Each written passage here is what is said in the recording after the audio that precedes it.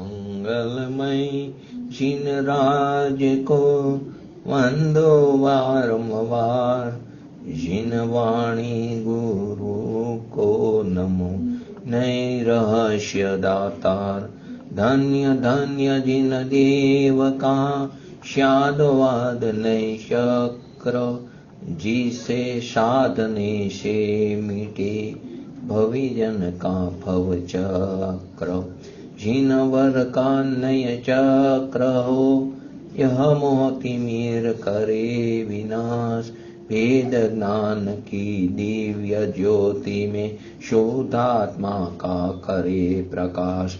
एक अखंड भेद त्रिकारी, नायक ध्रुव चैतन्य स्वभाव। परम शोध नय करे प्रकाशित, परम पारिणामिक निज भाव। उभय नयाश्रित शिवपुर, पथ पर सम्यक ज्ञान शूरथ चालक। हे प्रवीण नय चक्र चलाने में, गुरु शरणागत पालक। प्रतिपादक परमार्थ तत्व का, अत कहे सम्यक व्यवहार। किंतु निषेध सो निश्चय से, वेद ज्ञान का यही प्रकार। द्रव्यार्थिक पर्यार्थिक नहीं, कहे यथार्थ पदार्थ स्वभाव। नित्यानित्य भेद भेदमय, एकानेक चिदानंद भाव। स्याद वादमय जिन वाणी ले, नय विरोध का करे शमन। जो अनादि असूक्ष्म चिदात्म, लखे मोह का करे वमन। नय पक्षों से मुक्त हुए जो, निज स्वरूप में गुप्त रहे। निर्विकल्प हो शांत चित, वे ही अमृत साक्षात पिए। जिन प्रवचन का मर्म हो, यह जानो नय रहस्य का सार। अंतर्मुख परिणीति में, बहती चिदानंद रस अमृत धार। श्री जिन वरनी वंदना, करु सहज निष्काम। पक्षांति क्रांत परमात्मा, पामु मंगल धाम। नय प्रमाण थी जाणीने, सप्त तत्व नो मर्म। रत्न त्रय निधि प्राप्त करे, नाशे त्रिविध दुष्कर्म। ओम नमो हरियंत्राणं, ओम नमो सिद्धाणं, ओम नमो आयर्याणं, ओम नमो वैजाणं, ओम नमो लोयशवशाणं। चत्तारि मंगलम हरियंता मंगलम, सिद्धा मंगलम, शाहो मंगलम, केवली पंतो धम्मो मंगलम। चत्तारे लोकोत्तमा हरियंता लोकोत्तमा, सिद्धा लोकोत्तमा, शाहो लोकोत्तमा, केवली पंतो धर्मो लोकोत्तमा। चत्तारि शरणं भजामि, हरियंते शरणं भजामि, सिद्धे शरणं भजामि, शाहो शरणं भजामि, केवली पंतो धम्मो शरणं भजामि। ओम नमो हरियंताणं। નય ચક્રની અંદર આપણે ગઈ વખતે જે છેલ્લે પ્રશ્ન પૂરો કર્યો હતો, જે પ્રશ્ન હતો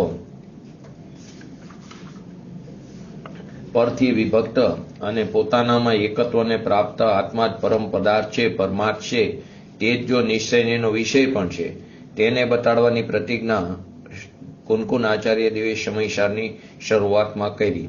હવે એક તરફ આપ એમ કહો છો કે આ આત્માનું અવલોકનનું નામ જ સમ્યક દર્શન છે, આને ના જાણવાનું નામ જ સમ્યક જ્ઞાન છે, આમાં જામી જવાનું, રમવાનું, ચરવાનું નામ સમ્યક ચારિત્ર છે.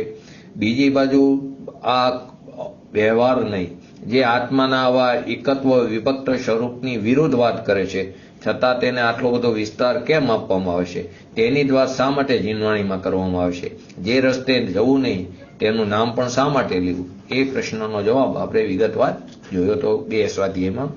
હવે આજનો જે નવો પ્રશ્ન છે, શુદ્ધ સદભૂત નહીં અને અશુદ્ધ સદભૂત નહીં. શુદ્ધ સદભૂત વ્યવહાર નહીં, અશુદ્ધ સદભૂત વ્યવહાર નહીંની વાત તો બરાબર છે, કેમ કે તે આત્માના અંતરંગ વૈભવનો જ પરિચય કરાવે છે. શુદ્ધ સદભૂત, સદભૂત એટલે આપણા અંદરની. શુદ્ધ સદભૂત હોય તો નિર્મલ પર્યાય, અશુદ્ધ સદભૂત છે તો વિકારી, અલ્પ વિકસિત પણ આવે છે અસદભૂતની અંદર. તો કે શુદ્ધ સદભૂત અને અશુદ્ધ સદભૂત વ્યવહાર નહીંની વાત તો ઠીક છે, એ તો આત્માના અંતરંગ વૈભવનો જ પરિચય કરાવે છે. તે આત્માના ગીત ગાઈને તેની તરફ આકર્ષિત કરે છે, આત્માની તે રુચિ ઉત્પન્ન કરાવે છે. સ્વભાવ અને સ્વભાવના આશ્રય વડે ઉત્પન્ન થવાવાળી સ્વભાવ પર્યાયની તે સામર્થ્યતાનો તે પરિચય કરાવે છે. એક કોર શુદ્ધ સદભૂત વ્યવહારની શુદ્ધ સદભૂત વ્યવહારની શું કરાવે છે આપણને? શુદ્ધ સદભૂત વ્યવહારની હીન ભાવનાથી મુક્તિ અપાવી આત્મગૌરવ ઉત્પન્ન કરાવે છે. બીજી બાજુ અશુદ્ધ સદભૂત વ્યવહારની પોતાની જે વર્તમાન પર્યાયગત જે યોગ્યતા છે, તેની અંદર જે કમજોરી છે, જેની અંદર અલ્પજ્ઞા છે, એની અંદર જે પામરતા છે, તેનું જ્ઞાન કરાવીને તેનાથી મુક્ત થવાની પ્રેરણા આપે છે. શુદ્ધ સદભૂત વ્યવહારની શું કરાવે છે? પોતાની હીન ભાવનાથી મુક્તિ અપાવીને આત્મગૌરવ પ્રાપ્ત કરાવે છે. અને અશુદ્ધ સદભૂત વ્યવહારની જે આપણી વર્તમાન પર્યાયગત યોગ્યતા છે, જે અશુદ્ધતા છે, પામરતા છે, અલ્પ વિકસિત પર્યાય છે, તેનું આપણને જ્ઞાન કરાવીને તેમાંથી મુક્ત થવાની પ્રેરણા આપે છે. એની ચર્ચા તો બરાબર, પરંતુ શરીર, મકાન આદિ એવા પર પદાર્થોથી પણ આત્માને અભેદ બતાવવા વાળો જે અસદભૂત વ્યવહાર નહીં છે, એટલે કે બંને વસ્તુ બતાવી. અસદભૂતની અંદર ઉપચરિત અસદભૂત અને અનુપચરિત અસદભૂત. શરીર, મકાન આદિ જેવા પર પદાર્થોની પણ આત્માની સાથે અભેદ બતાવવા વાળો જે અસદભૂત વ્યવહાર નહીં છે, તેના ભેદ પ્રભેદમાં શું કામ આપણે એની અંદર પડવું જોઈએ? એની અંદર ગુંચાવવાથી આપણને શું લાભ થાય છે? શુદ્ધ સદભૂત, શુદ્ધ સદભૂત અને અશુદ્ધ સદભૂત એની તો વાત બરાબર, કેમ કે તે પોતાના આત્માની જ અંદર અંતરંગ વૈભવનો જ પરિચય કરાવે છે. નિર્મલ અને વિકાર પરિણમનનો, તે પોતાના જ વિકાર પરિણમનનો પરિચય કરાવે છે. પોતાની અંદર રહેલા જે રાગ દ્વેષ આદિ જે છે ઉત્પન્ન થયા છે તેનો પરિચય કરાવે છે. તેથી તેમાંથી છૂટવાની પ્રેરણા કરે છે. અને જે શુદ્ધ સદભૂત વ્યવહારની છે તે હીનતાની ભાવના જે આપણી અંદર છે તે ભાવનાથી મુક્તિ અપાવી આત્મગૌરવની પ્રેરણા આપે છે. નિર્મળ પર્યાયનું જ્ઞાન કરાવે છે. એની ચર્ચા તો બરાબર, પરંતુ અસદભૂત વ્યવહાર નહીં, કે જે પર પદાર્થથી પણ આત્માને જે પર પદાર્થથી આત્માને શું કરે છે? અભેદ બતાવવા વાળો અસદભૂત વ્યવહાર નહીં, તેના ભેદ પ્રભેદમાં અંદર પડવાની આપણે શું જરૂર છે? તો તેના જવાબમાં ક્યાંય પણ વ્યવહારનીમાં ગૂંચાવવાની વાત બતાવવામાં આવી નથી. વાત ગૂંચાવવાની નથી, પણ વાત સમજવાની છે. વ્યવહારને સમજવાનું શેના માટે? કે એની અંદર ગૂંચાય નહીં એના માટે. એની અંદર ગૂંચાય નહીં એના માટે સમજવાની જરૂર છે. એટલે ગૂંચાવવાની તો કોઈ પણ વાત વ્યવહારમાં નથી, પરંતુ સમજવાની છે. ગૂંચાવાની નામ ઉપર સમજવાથી ના પાડવી એ વાત ખરેખર આપણા માટે યોગ્ય નથી. ગૂંચાવાનું નામ લઈ અને એના ઉપર આપણે સમજવાની ના પાડી તે વાત બરાબર ઉચિત લાગતી નથી. વિશ્વની અંદર જે અનંત પદાર્થ છે, અનંત જ્ઞેય પદાર્થ છે, તેમાંથી એક પોતાનો નિજ ચૈતન્ય સ્વભાવને છોડીને બધા જડ અને ચેતન પોતાનો નિજ ચૈતન્ય સ્વભાવથી બાકીના બધા જીવ પદાર્થ એટલે ચેતન પદાર્થ અને બાકીના અજીવ એટલે અચેતન પદાર્થ એટલે જડ અને ચેતન પદાર્થ તે બધા મારાથી કેવા છે? પર જ છે. તે બધા પર પદાર્થમાં જ્ઞાની આત્માનો વ્યવહાર અને અજ્ઞાની આત્માનો વ્યવહાર. જ્ઞાની આત્મો જે જ્ઞાની જીવ છે, સાધક જીવ છે, તેનો આત્માનો વ્યવહાર અને અજ્ઞાની આત્માનો અહમ અને મમત્વ ભાવથી એક સરખો જોવામાં આવતો નથી.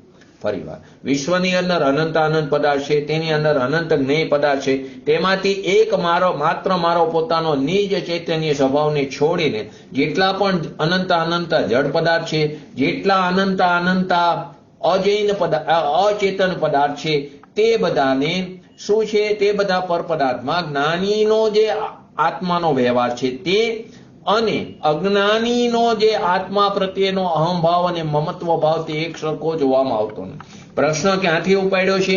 કે શુદ્ધ સદભૂત વ્યવહાર નહીં, અશુદ્ધ સદભૂત વ્યવહાર નહીં, તે તો આપણા પોતાના આત્માના વૈભવનો પરિચય કરાવે છે. જે શુદ્ધ સદભૂત વ્યવહાર નહીં છે તે આત્માનો વૈભવનો પરિચય કરાવીને આપણી જે હીન ભાવના છે તેનાથી મુક્તિ અપાવીને આપણને આત્મગૌરવ પ્રાપ્ત કરાવે છે.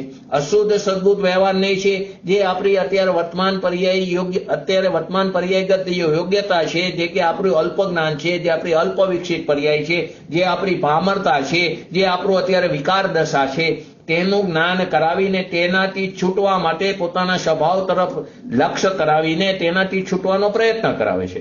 તો આ બંને વાત તો બરાબર, પરંતુ જે અસદભૂત વ્યવહાર નહીં છે તે સંશ્લેષ સંબંધ સહિત અને સંશ્લેષ સંબંધ રહિત બે પ્રકારના સંબંધોથી જોડે છે.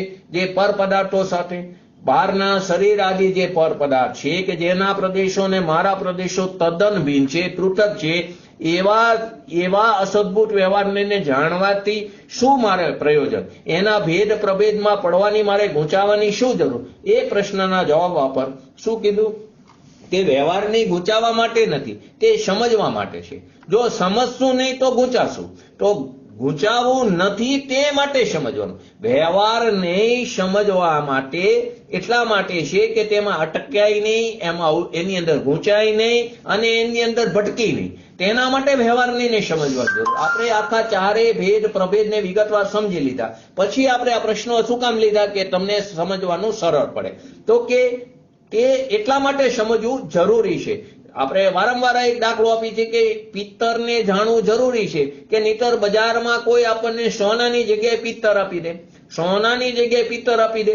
કેમ કે જો પિત્તરનું જ્ઞાન નહીં હોય તો સોનું આપણને પિત્તરની જગ્યાએ સોનાની જગ્યાએ પિત્તર આપી દેશે. તો પિત્તર જાણવું જરૂરી છે, પરંતુ તે આપણું પ્રયોજન નથી. તો વ્યવહાર નહીં તે નિશ્ચય નહીંનું પ્રતિપાદન કરે છે. વ્યવહારની અને નિશ્ચયની વચ્ચે કયો સંબંધ છે? નિષેધ્ય નિષેધક અને નિશ્ચયની અને વ્યવહારની વચ્ચે પ્રતિપાદ્ય પ્રતિપાદક સંબંધ છે. તો વ્યવહાર નહીં તે પ્રતિપાદક છે. તે કોનું પ્રતિપાદ્ય કરે છે? તો કે નિશ્ચયનું. તે નિશ્ચયને સમજાવીને એની નિષેધ થવામાં જ એની સામર્થ્ય પડી. જો વ્યવહારનું નિષેધપણું ન થાય તો આપણે અહીંયા અટકી જાય. પરંતુ એક વ્યવહારની આપણે આગળ એક્ઝામ્પલથી સમજી લીધું તો કે દરેક વ્યવહારની ઉપયોગિતા એ પૂરી થઈ જાય પછી નિષેધ થવું એ જ એની યોગ્યતા છે અને તેનું નિષેધ થાય છે. જેમ જેમ બધાનું વજન અલગ અલગ પ્રકારનું છે. ખરેખર તો પરમ શુદ્ધ નિશ્ચયની અપેક્ષાએ બાકીના બધા નહીં કેવા છે? વ્યવહાર છે. નિશ્ચયનીના જે ચાર ભેદ છે, અશુદ્ધ નિશ્ચય નહીં, એકદેશ શુદ્ધ નિશ્ચય નહીં, સાક્ષાત શુદ્ધ નિશ્ચય નહીં અને પરમ શુદ્ધ નિશ્ચય નહીં. તો પરમ શુદ્ધ નિશ્ચયની અપેક્ષા તો બાકીના બધા ત્રણેય નિશ્ચયની વ્યવહાર છે. વ્યવહારની તો વ્યવહાર છે જ, પરંતુ દરેકને જાણવું જરૂરી છે. તો કે વિશ્વમાં જે અનંત પદાર્થ છે, અનંત જ્ઞેય પદાર્થ છે, તેમાં એક મારો પોતાનો નિજ ચૈતન્ય સ્વભાવ છે. તેને છોડીને જેટલા ચેતન અને અચેતન જે પદાર્થ છે તે બધા પદાર્થમાં જ્ઞાની આત્માનો સાધક જીવનો સમ્યક દ્રષ્ટિ જીવનો જે વ્યવહાર છે તે અને અજ્ઞાની આત્માનો જેનું અહમભાવ એની અંદર જે મમત્વપણું એકત્વપણું જે છે તે એક સરખું બંનેનું જોવામાં આવતું નથી. વિભિન્ન પર પદાર્થોની સાથે આત્માના વિભિન્ન પ્રકારનો સંબંધ સ્થાપિત કરતો જોવા મળે છે. અનેક પ્રકારના સંબંધો છે, એના આપણે 9 પ્રકારે પણ જોયા હતા, એના પણ આપણે એક્ઝામ્પલથી સમજ્યા હતા. તો વિભિન્ન પર પદાર્થોની સાથે આત્માના વિભિન્ન પ્રકારનો સંબંધ સ્થાપિત કરતો જોવા મળે છે. તો કે આ સંબંધોની નિકટતા અને દૂરતાને આધાર ઉપર આપણે અનુપચરિત અને ઉપચરિત અસદભૂત વ્યવહારને સમજ્યા હતા. આ સંબંધોના આધાર કેવી રીતનો કે નજીકનો સંબંધ છે કે દૂરનો સંબંધ છે, અથવા તો સંશ્લેષ સહિતનો સંબંધ છે કે સંશ્લેષ રહિતનો સંબંધ છે, અથવા તો ડાયરેક્ટ સંબંધ છે એટલે કે ખાલી ઉપચારથી કામ ચાલે છે કે ઉપચારથી કામ ચાલે છે. મીડિયેટરની જરૂર પડે છે. તો કે આ મારું શરીર છે તે ડાયરેક્ટ સંબંધ છે, તે અનુપચરિત અસદભૂત વ્યવહારની થયું. પણ આ મારો પુત્ર છે તે શરીર સંબંધી છે એટલે કે ઉપચારથી ઉપચાર છે, મીડિયેટરની જરૂર પડી તો તે ઉપચરિત અસદભૂત વ્યવહારની. એટલે એક દૂરનો સંબંધ થયો, એક નજીકનો સંબંધ થયો. પરંતુ જ્ઞેયનાયક સંબંધની અંદર આ વસ્તુ નહીં જોવા મળે કે લોકાલોકને જાણવું તે દૂરનો સંબંધ થયો તો એને ઉપચરિત. તો કે એમ નથી. તો જ્ઞેયનાયકને તો સીધો સંબંધ છે ઈ વ્યવહાર, પણ જ્ઞેયનાયકને સીધો સંબંધ છે માટે તેને શેમાં લેવામાં આવ્યું? અનુપચરિતમાં. દૂરનો સંબંધ કેવરી લોકાલોકને જાણે છે તે અસદભૂત વ્યવહારનું જ કથન છે, પરંતુ ક્યાં અસદભૂત વ્યવહારનું? તો કે અનુપચરિત. તો કે લોકાલોક તો દૂર થયું, તો દૂરવર્તીને તો આપણે ઉપચરિતમાં લીધું, પરંતુ ત્યાં જ્ઞેયનાયકને સીધો સંબંધ છે. જ્ઞેયનાયકને સીધો સંબંધ છે, વ્યવહારની અપેક્ષાએ સીધો સંબંધ છે માટે તેને અનુપચરિતમાં લેવામાં આવ્યું. તો નિકટતા અને દૂરના આધાર ઉપર મુખ્ય રીતે અનુપચરિત અને ઉપચરિત અસદભૂત વ્યવહારનું આપણે ભેદ સમજાતા. તો સંયોગી પદાર્થ પર પદાર્થમાં જે અત્યંત નજીક છે, જે સંયોગ છે આપણે પર પદાર્થ સાથે એક ક્ષેત્ર વગાએ તે અત્યંત નજીક છે. ધારો કે તીર્થંકર ભગવાનના શરીરના આધારે જે કંઈ પણ સ્તુતિ થાય તે બધું શેમાં જશે? અનુચરિત અસદભૂત વ્યવહારનીમાં. અને તીર્થંકર સમોશરણમાં, તીર્થંકર ભગવાન સમોશરણમાં બિરાજમાન છે અને તેની જે એના સ્તુતિ આદિ જે થાય છે સમોશરણની અપે તે બધું ઉપચરિત અસદભૂતમાં જશે. એટલે કે જે અત્યંત નજીક છે જે પર પદાર્થોમાં, એટલે કે જેનો આત્માની સાથે એક ક્ષેત્ર વગા સંબંધ છે એવા શરીર આદિનો સંયોગ તે અનુપચરિત અસદભૂત વ્યવહારનો વિષય બને છે. અને શરીર આદિની અપેક્ષાએ જે દૂરવર્તી છે, બંનેમાં પ્રદેશો બંનેના પૃથક જ છે, તો અપેક્ષાએ જે દૂરવર્તી છે એવા મકાન આદિ સંયોગોને, આ મારું મકાન છે, આ મારી દુકાન છે, તે બધી વસ્તુ દૂર થયું મકાન આદિ સંયોગોને તે વિષય બનાવવાનું જે કામ કોણ કરે છે? તો કે તે ઉપચરિત અસદભૂત વ્યવહારને કરે છે. અને જ્ઞેયજ્ઞાયક સંબંધને જો લઈએ તો લોકાલોકને જાણવાનું તે અનૌપચારિક અસદભૂત, તેમાં આ રીતે સમજવું પડશે. એટલે કે જ્યાં જે પ્રકારે કથન હોય, ધારો કે આપણે ગઈકાલે સમયસારની છઠ્ઠી ગાથામાં આવ્યું તો એમાં જે બુદ્ધિપૂર્વક રાગને જાણો, અબુદ્ધિપૂર્વકનો રાગ, બુદ્ધિપૂર્વક અને અબુદ્ધિપૂર્વકનો રાગને આપણે અલગ અલગ અપેક્ષાએ પૂજ્ય ગુરુદેવશ્રીએ સમજાવ્યું. તો જ્યાં જે અપેક્ષા હોય ત્યાં તેને તે પ્રકારે સમજવું પડશે. આમ આની પણ સર્વથા અનુપયોગી નથી. અસદભૂત વ્યવહારને તે સર્વથા અનુપયોગી નથી. આનાથી પણ થોડી વસ્તુ સ્થિતિ સ્પષ્ટ થાય છે. નહીં તો આચાર્યને લખવાનું પ્રયોજન શું છે? આચાર્યને આદિ આ લખવાનું જરૂર શું છે? કેમ કે જીનવાણી તો આખી નહીંથી ભરેલી છે. જો જીનવાણી નહીંને નહીં સમજી તો જીનવાણીનો મર્મ નહીં સમજાય, જ્ઞાનીઓના હૃદયને નહીં સમજી શકે, પૂજ્ય ગુરુદેવશ્રીના પ્રવચનોને નહીં સમજી શકે, અથવા તો કોઈ જ્ઞાની પંડિતોના કહેવાની અપેક્ષાને નહીં સમજી શકે. કેમ કે જ્ઞાતાના અભિપ્રાયને પણ નહીં કહેશે, વક્તાના અભિપ્રાયને પણ નહીં કહેશે. તો કે આનાથી પણ થોડીક અસદભૂત વ્યવહાર નહીંથી વસ્તુ સ્થિતિ સ્પષ્ટ થઈ જશે. આ નહીં આત્માનો પર પદાર્થ સાથે કયા પ્રકારનો સંબંધ છે તેનું સત્ય બતાવે છે. આપણો પર પદાર્થ સાથે કેવો સંબંધ છે? આ શરીર સાથે એક ક્ષેત્ર વગા સંબંધ છે. આ મારા પુત્ર સાથે. તો જ્ઞાની જે જીવ છે, સાધક જીવ છે, એ પણ એમ બોલતો જોવા મળે કે આ મારો પુત્ર છે, પરંતુ તેના અભિપ્રાય બહુ મહત્વની વસ્તુ છે. તેના અભિપ્રાયમાં પીડ્યું છે કે આ મારો પુત્ર છે, તે તો અમારી પર્યાય સંબંધી સંબંધ છે. પરંતુ જે અજ્ઞાની જીવ છે, આપણી જે દશા છે, તેમાં આપણને ત્યાં રાગ થાય છે, રાગના માલિક બની જાય છે, રાગના રાગી થઈ જાય છે, અહીંયા સ્વામીપણું કરી છે, તેની અંદર એકત્વ કરી છે. એને કારણે આખું સંસાર ચક્ર ચાલુ રહેશે. તો બંનેની વચ્ચેનો ફરક જોવા મળે છે. બંને એક જ વસ્તુ બોલતા જોવા મળે. જ્ઞાની પણ ગ્રહસ્થ દશામાં બોલે અમારી દુકાન છે, દુકાન ઉપર કામ કરતો પણ દેખાય ને ત્યારે એમ બોલે કે મેં પણ પૈસા કમાયા, આદિ વસ્તુ બોલતો જોવા પણ મળે. પરંતુ ક્રિયા ઉપરથી કોઈનું મૂલ્યાંકન નહીં થઈ શકે, ક્રિયા ઉપરથી મૂલ્યાંકન નહીં થઈ શકે, પરંતુ એની અંદરના એના અંતરંગના પરિણામ અને પરિણામની પાછળ એનો અભિપ્રાય શું છે એના ઉપર આખું તેનું મૂલ્યાંકન થાય. જે આપણે કોઈના પરિણામ પણ જાણી શકતા નથી, કોઈનો અભિપ્રાય પણ જાણી શકતો નથી. કેમ કે અભિપ્રાય તો સૂક્ષ્મમાં સૂક્ષ્મ પડ્યો છે. ક્રિયા પરિણામ અભિપ્રાયમાં અભય કુમારજીની બહુ સરસ વાત એમને સમજાવી છે મોક્ષમાર્ગ પ્રકાશક 7મા અધિકારની અપેક્ષાએ. પરંતુ અત્યારે આપણે વાત ચાલી રહી છે તો કે આત્માનો પર પદાર્થ સાથે શું સંબંધ છે તેનું તે સત્યનું તે પ્રકાશન કરે છે. આ નહીંનો સર્વથા અસ્વીકાર કરવાથી અનેક પ્રકારની મુશ્કેલીઓ ઊભી થઈ છે. જો આ નહીંને સર્વથા નહીં માની, માટે જ આગળ આવી ગયો. આપણે શરૂઆત જ્યારથી થઈ નહીંનો આપણો 18મો કે 19મો સ્વાધ્યાય ચાલે છે, તો શરૂઆતમાં જેવું કે વ્યવહાર નહીં તે અભૂતાર્થ, સર્વથા અભૂતાર્થ નથી, કથનથી તો અભૂતાર્થ છે. કથનથી તો અભૂતાર્થ ને કથનથી ભૂતાર્થ છે. કથનથી ભૂતાર્થ કેમ કીધો? વ્યવહારની તરીકે છે. જો વ્યવહારનીનો લોપ થશે તો તીર્થના સ્થાનનો લોપ થઈ જશે, પૂજ્ય ગુરુદેવશ્રીની સીડી પ્રવચનનો લોપ થઈ જશે, ભગવાનની દિવ્ય વાણીનો લોપ થઈ જશે. આ બધું વ્યવહારનીમાં જાય છે. આ બધું વ્યવહારનીમાં જાય છે. તો વ્યવહારની તરીકે છે, પરંતુ એનો આશ્રય કરવાથી આત્માની પ્રાપ્તિ નહીં થાય, પોતાના સ્વભાવની પ્રાપ્તિ નહીં થાય. ભગવાનની દિવ્ય વાણી સાંભળીને કોઈ જીવને આત્માની પ્રાપ્તિ નહીં થાય. નિમિત્તની અપેક્ષાએ ભલે કહો, પણ તેને કારણે તો પરલક્ષી જ્ઞાન થયું. પરલક્ષી જ્ઞાનને કારણે સ્વલક્ષી જ્ઞાનની પ્રાપ્તિ નહીં થાય. આત્માને સ્પર્શ કરીને નીકળતું ભાવસ્ફૂર્ત જ્ઞાન તે જ સાચું જ્ઞાન છે. માટે તેને ભગવાનની દિવ્ય વાણીને પણ પરલક્ષી જ્ઞાન કીધું. તે સમયે જ્ઞાન જેને થયું તેને થયું છે પોતાને કારણે, પરંતુ ત્યાં નિમિત્ત પર છે, માટે તેને પરલક્ષી જ્ઞાન કહેવામાં આવ્યું. માટે જો વ્યવહાર નહીં ને સર્વતા નહીં માની તો તીર્થનો લોપ થઈ જશે, તે ભગવાનની વાણીનો લોપ થઈ જશે, આખી ઘણી બધી મુશ્કેલીઓ આવશે. તો તે કથનથી ભૂતાર્થ પણ છે, અને કથનથી તો અભૂતાર્થ, એટલે કે તેનો આશ્રય કરવાથી આત્માની પ્રાપ્તિ નહીં થાય, માટે તેને અભૂતાર્થ કીધો, એને અસત્યાર્થ કીધો. પણ અસત્યાર્થ આ અપેક્ષા એ કહેવામાં આવ્યો. જો સર્વતા અસત્યાર્થ માનો તો તમે વસ્તુ સ્વરૂપને યથા યોગ્ય માન્યું નથી. તો કઈ મુશ્કેલી આવે છે? તો સૌથી પહેલું અનૌપચારિક અસદભૂત વ્યવહારને, અનૌપચારિક આવ્યું, અસદભૂત આવ્યું, વ્યવહાર આવ્યું તો સમજવું. અસદભૂત આવ્યું કે જે મારામાં નથી, મારાથી જે જુદું છે, ભિન્ન છે. અનૌપચારિક આવ્યું તો ડાયરેક્ટ સંબંધ છે, ખાલી ઉપચારથી, ને વ્યવહાર છે ને નહીં. વ્યવહાર એટલે આરોપિત કથન છે, નહીં એટલે અંશે કથન છે. તો અનૌપચારિક અસદભૂત વ્યવહાર નહીં નો વિષય કોણ છે? વિષય તો કે દેહ આદિ. તો કે દેહ આદિ તેને જીવ ન માનવાથી, તેને જો જીવ ન માની, જો આપણે આ નહીંને સર્વતા અસ્વીકાર કરી તો શું થાય?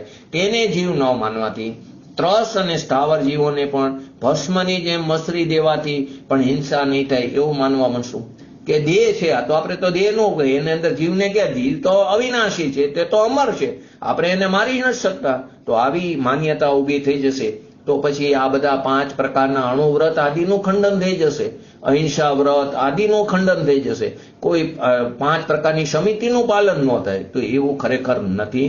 તો કે શું કહે છે?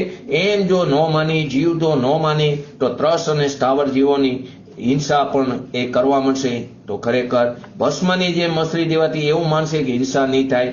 આમ થવાને લીધે ત્રસ સ્થાવર જીવોના હિંસાનો ત્યાગરૂપ અહિંસા અણુવ્રત કે અહિંસા મહાવ્રત, અણુવ્રત શ્રાવકની અપેક્ષા એ મહાવ્રત, મુનિરાજની અપેક્ષા એ છે. તો મહાવ્રત પણ કેવું થશે? કાલ્પનિક થશે, તે સત્ય નહીં ઠરે. આમ તીર્થંકર ભગવાનની સર્વજ્ઞતા પણ સંકટમાં આવી જશે. તીર્થંકર ભગવાનની જે સર્વજ્ઞતા, એમાં જ આ વાણી આવી છે, એમાં જ વસ્તુ સ્વરૂપ આવી, તો એ પણ સંકટમાં આવી જશે. કેમ કે કેવરી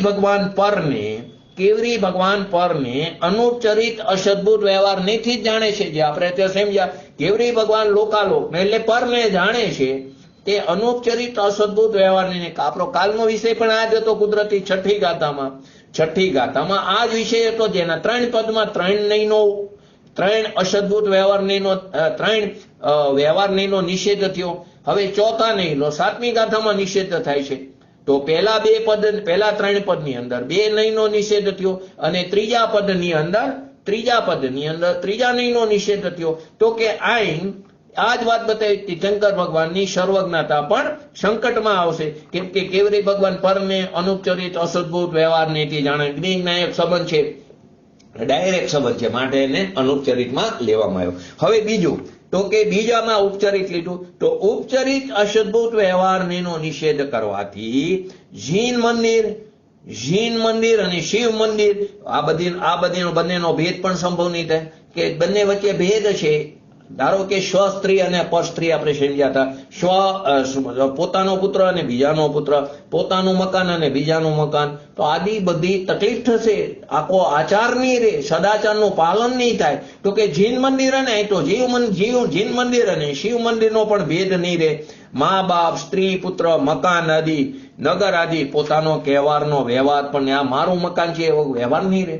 તો આપણે કોઈના ઘરમાં ગમી ઘૂસી જશે, કેમ કે મારું મકાન તો અનૌપચારિક એટલે ઉપચારિક અસદભૂત વ્યવહારનું છે કથન. હવે એને તો માનતા નથી, તો કોઈની સ્ત્રીને પોતાની સ્ત્રી, કોઈના પુત્રને પોતાનો પુત્ર, કોઈની દુકાનને પોતાની દુકાન માની લઈશું. તો આવી સ્થિતિમાં સ્વસ્ત્રી, પરસ્ત્રી, સ્વગ્રહ, પરગ્રહ, અહીં સ્વઘર એટલે પોતાનું આત્માવાળું સ્વઘરની વાત નથી, બહારની અપેક્ષાએ વાત છે. સ્વગ્રહ, પરગ્રહ, સ્વદેશ પરદેશના વિભાગ આદિ જે લૌકિક મર્યાદા છે તે સંકટમાં આવી જશે.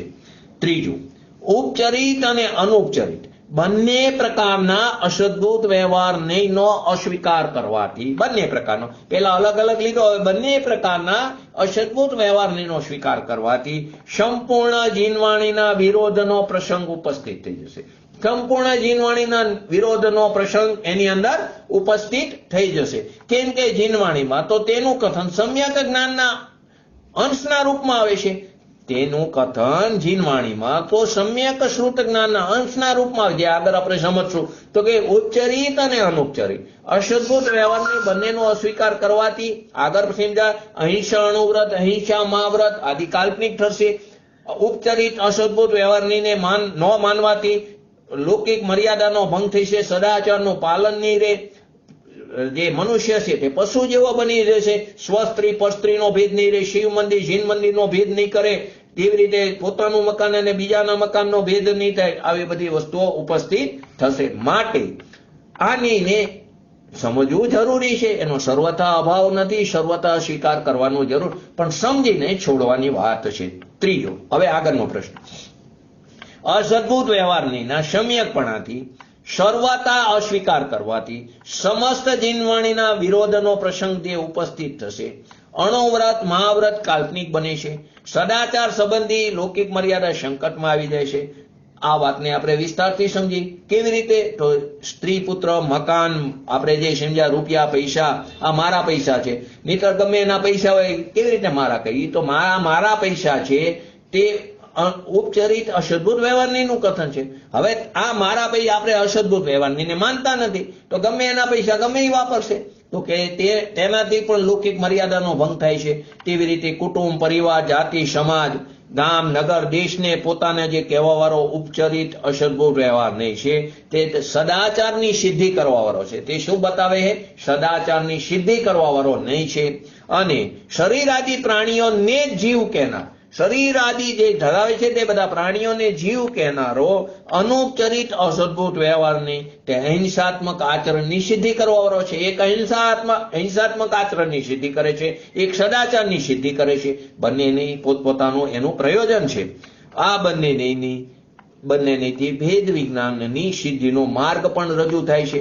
કેવી રીતે થાય છે? તો કે આ લોકમાં અનંતા પદાર્થ છે, અનંત જ્ઞેય પદાર્થ છે. અનંતા પદાર્થમાંથી જે પર પદાર્થ, અનંતા પદાર્થમાંથી જે પર પદાર્થ આપણા પુણ્ય પાપના કર્મોદયના નિમિત્તે, પુણ્ય પાપરૂપ કર્મોદયના નિમિત્તે, પુણ્ય પાપરૂપ કર્મોદય કેવી રીતે? તો કે પૂર્વે કરેલા પરિણામોને આદિને ખરેખર તો પરિણામોનું પ્રતિબિંબ છે, ફોટોજેનિક પ્રતિબિંબ છે કર્મ. ખરેખર તો આપણે પૂર્વે કરેલા જેવા પરિણામ કર્યા તેના નિમિત્તે, તો પૂર્વે જેવા પરિણામ કર્યા તેના નિમિત્તે કર્મ પોતાની યોગ્યથી પોતાના ષષ્ઠકારકોને કારણે તે આત્માના પ્રદેશ સાથે જોડાઈ જાય છે સહજ રૂપે. એમાં જીવને કારણે નથી, બંને અલગ વસ્તુ છે. કર્મ તે પૂતગલ છે અને જીવ ચેતન છે. તો કે જીવે જેવા પરિણામ કર્યા તે પ્રકારના પૂતગલ રૂપી કર્મના પરમાણુ તે આત્માના પ્રદેશ સાથે જોડાઈ જાય છે. જે આપણે પંચ પર આવર્તનનો જે આખા 15-16 સ્વાધ્યાય થયા તેની અંદર પણ એક વસ્તુ આવી કે તે ક્યાંથી આવે એ પરમાણુ? તો કે પોતાની અંદરથી જ આવે, બહારથી આવતા જ નથી. ક્યાંથી આવે? પોતાના જ અસંખ્યાત પ્રદેશોમાંથી તે પૂતગલ રૂપી કર્મના પરમાણુ આત્માના પ્રદેશ સાથે જોડાઈ જાય છે. જે અત્યારે ઉદયમાં આવ્યા તેને કારણેના નિમિત્તે, એને નિમિત્તે જે પુણ્ય પાપ રૂપી આપણને સંયોગો પ્રાપ્ત થયા, તેને આપણે નો કર્મ કીધું. જે સંયોગ પ્રાપ્ત થયા અને નો કર્મ કીધું. પુણ્ય પાપ આદિ જે છે તેને શું કીધું? શુભાશુભ ભાવને ભાવ કર્મ કીધું. અને ઓલાને દ્રવ્ય કર્મ કીધું. જે આઠ જે કર્મનો પ્રકૃતિનો ભેદ છે તેને આપણે દ્રવ્ય કર્મ કીધું, જડ પ્રકૃતિ. તો કે તે રીતે આને નો કર્મ કહેવામાં આવ્યું. નો કર્મમાંથી કેટલાક પદાર્થ આપણા આત્માની સાથે એક ક્ષેત્ર વગા સંબંધની એકદમ ડાયરેક્ટ સંબંધથી જોડાયેલા છે, શરીર આદિ. તો કેટલાક આપણા આત્માથી દૂર છે, જેવી રીતે સ્ત્રી, પુત્ર, મકાન આદિ, દુકાન આદિ.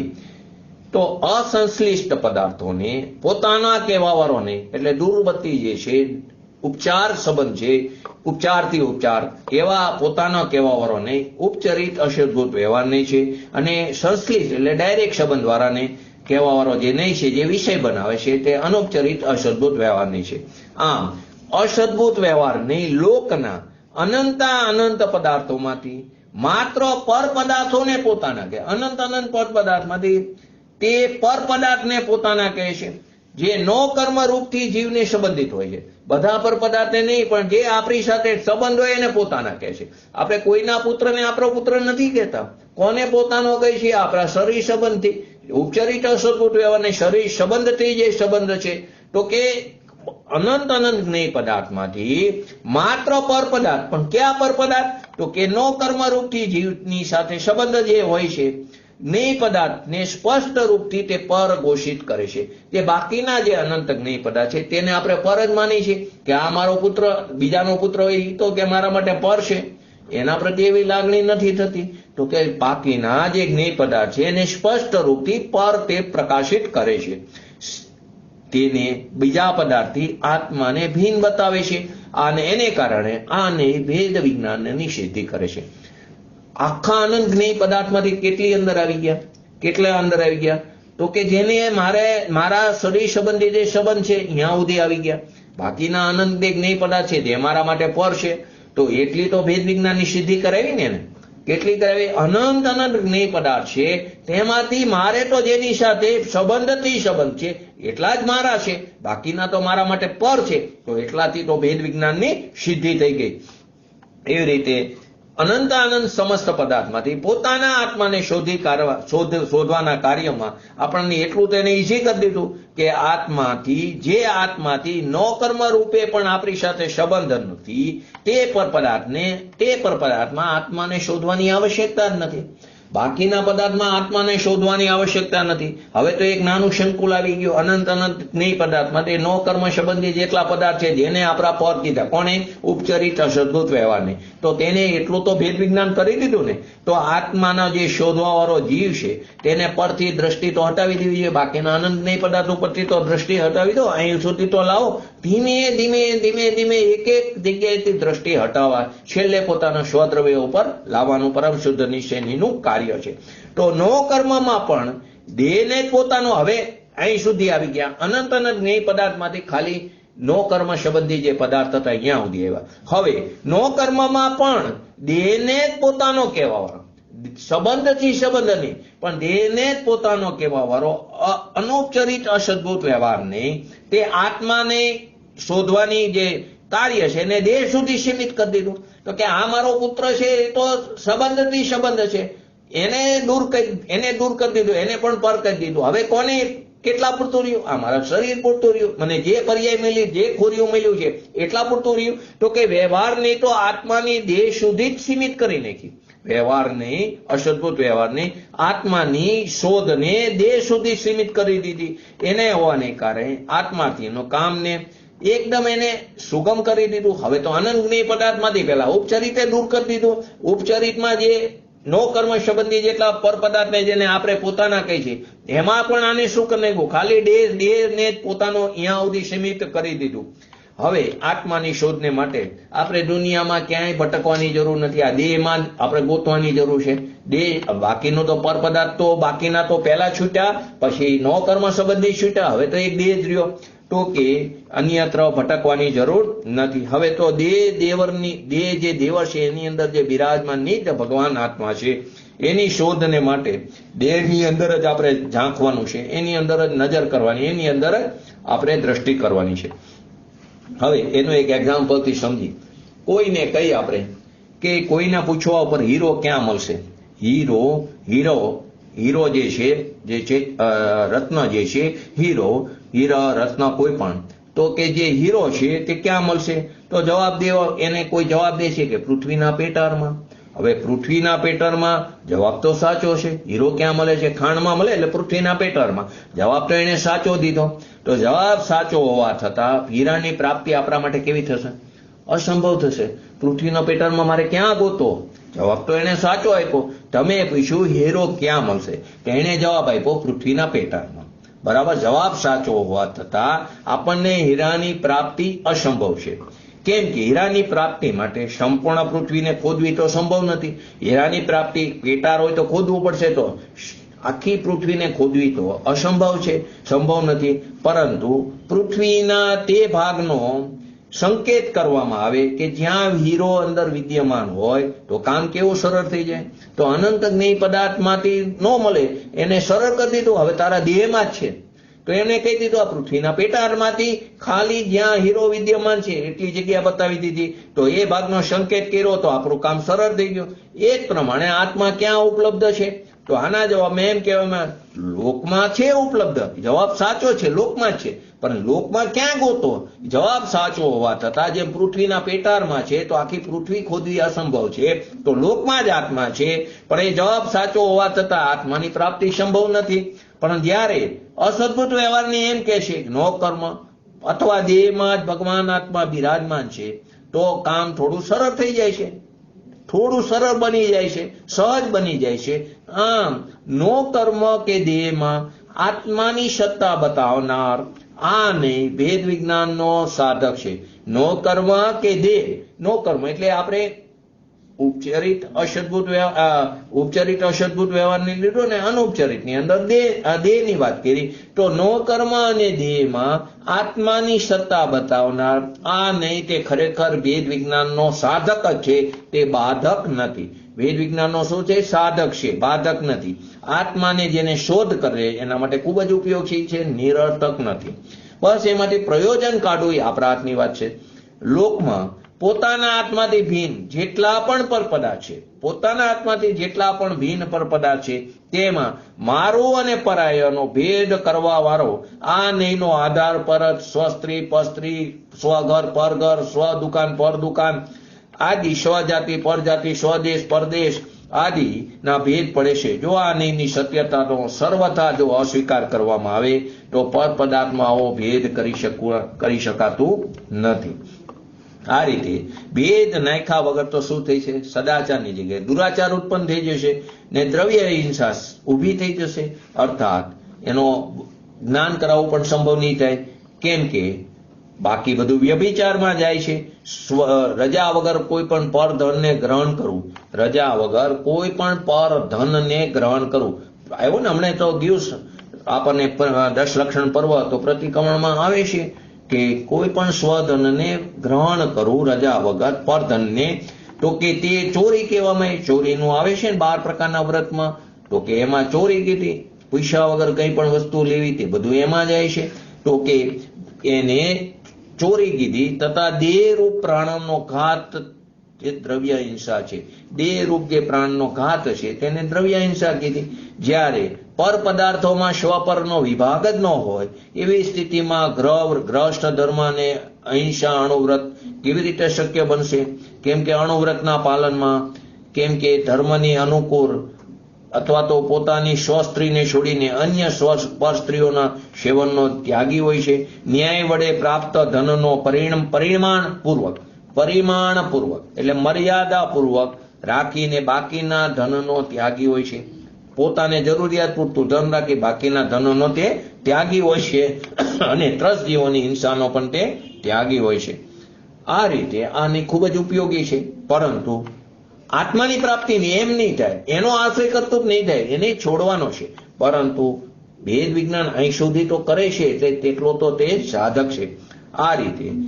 આ જ રીતે ઈર્યા સમિતિનું પણ તમે વિચાર કરો. આદિ સમિતિમાં પણ જીવોના પ્રાણોની રક્ષા પણ મુખ્ય છે.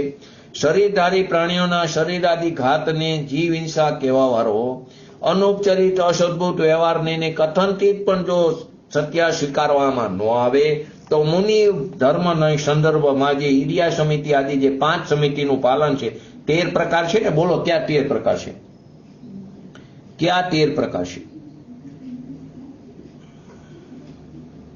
બોલો 13 ક્યાં?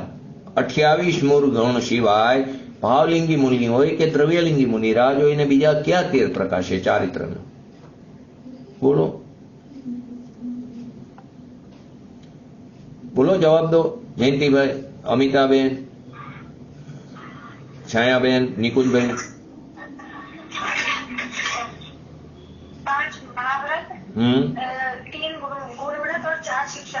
નહીં, તો 12 થયા બેન.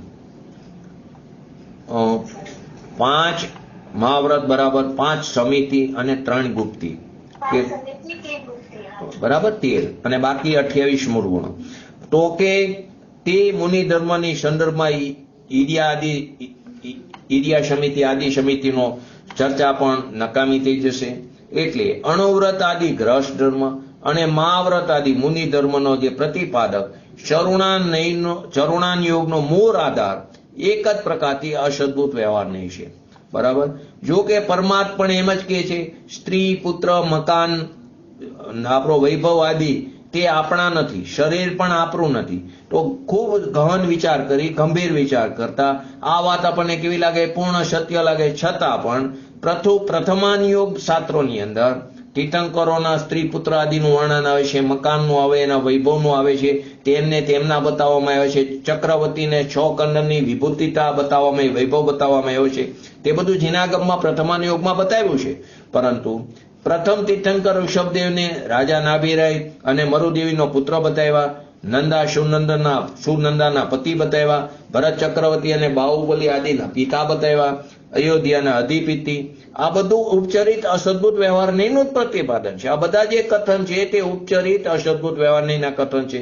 આ જ પ્રમાણે તેમની હાઈટ આપણે 500 ધનુષ કાયાવાળા છે, વૃદ્ધૃષભ નારા સહનનના ધારક છે, સમ ચતુરસ સંસ્થાન છે, 6 સંસ્થાન અને 6 સહનન. પહેલું જે સમ ચતુરસ સંસ્થાન છે અને પહેલું ઉત્તમ સહનન વ્રજ ઋષભ નારા સહનનના ધારક છે. આ બધું અનુપચરિત અસદભૂત વ્યવહારનું પ્રતિપાદન છે. આ બંને પ્રકારના અસદભૂત વ્યવહારનો જો સર્વથા અસ્વીકાર કરવામાં આવે તો પ્રથમાનિયોગના બધા કથનો ઉપર પાણી ફરી જશે. આ બધા જે કથનો છે તે કાં તો ઉપચરિત અસદભૂત વ્યવહારનું કથન છે, કાં તો અનુપચરિત. ઉપચરિતની અંદર શું લીધું કે તે આમના પુત્ર છે, તે એમના આ પુત્રના તે પિતા છે, એમની આ પત્ની છે, તે અયોધ્યાના અધિપતિ છે. આદિ જે બધું વર્ણન છે પ્રથમાનિયોગમાં તે ઉપચરિત અસદભૂત વ્યવહારના કથન છે. અને એમની હાઈટને લક્ષી જે કંઈ વાત છે, એમના શરીરને આધારે જે કંઈ પણ વાત છે તે બધું અનુપચરિત અસદભૂત વ્યવહારનું કથન છે. તેમનું વ્રજ ઋષભ નારા સહનન, સમ ચતુરસ સંસ્થાન, 500 ધનુષ હાઈટ આદિ જે કથન છે તે બધું અનુપચરિત અસદભૂત વ્યવહારનું કથન છે. તો આ બંને પ્રકારના અસદભૂત વ્યવહારનો જો સર્વથા અસ્વીકાર કરો તો પ્રથમાનિયોગના બધા કથન નકામા થઈ જશે. આ પ્રમાણે સંયોગ અને સંયોગી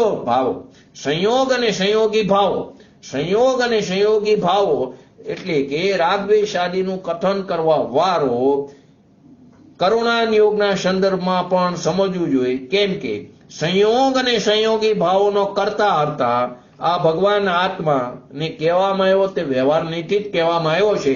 તે અસદભૂત વ્યવહાર નીતિ સંયોગોનો અને ઉપચરિત સદભૂત વ્યવહાર નીતિ સંયોગી ભાવોનો, અસદભૂત વ્યવહાર નીતિ સંયોગોને, અને એમાં પણ ઉપચરિત સદભૂત વ્યવહાર નીતિ. અનુપચરિત અસદભૂત પહેલા વ્યવહાર લો, એના પ્રભેદમાં જવાનું જરૂર નથી અત્યારે. અસદભૂત વ્યવહાર નીતિ સંયોગોનો કરતા એની અંદર બધું આવી જાય, દૂરનો ને નજીક સંયોગોનો. સંયોગી ભાવો, તો સંયોગી ભાવો તે અશુદ્ધ છે, તેથી તેને ઉપચરિત સદભૂત વ્યવહારમાં નહીં કા. તો ઉપચરિત સદભૂત વ્યવહાર નીતિ સંયોગી ભાવોનો કરતા હતા તેને આત્મા કહેવામાં આવ્યો, એને એનો કરતા હતા આત્માને કહેવામાં આવ્યો. આ પ્રમાણે આ નયોનો સર્વથા અસ્વીકાર કરવાથી, સદભૂત હોય કે અસદભૂત વ્યવહારનો બંનેનો અસ્વીકાર કરવાથી સમસ્ત જીનાગમનો વિરોધ થવાનો, કેમ વિરોધ થાય એ આપણને સમજાયું. વિરોધ થવાનો પ્રસંગ ઉપસ્થિત થશે. કરુણાનિયોગનો વિરોધ થશે, પ્રથમાનિયોગનો વિરોધ થશે. તો આ પ્રમાણે સમસ્ત જીનાગમનો વિરોધનો પ્રસંગ ઉપસ્થિત થાય છે. અણુવ્રત મહાવ્રત કાલ્પનિક થાય છે. બધી લૌકિક મર્યાદા સંકટમાં આવી જાય છે.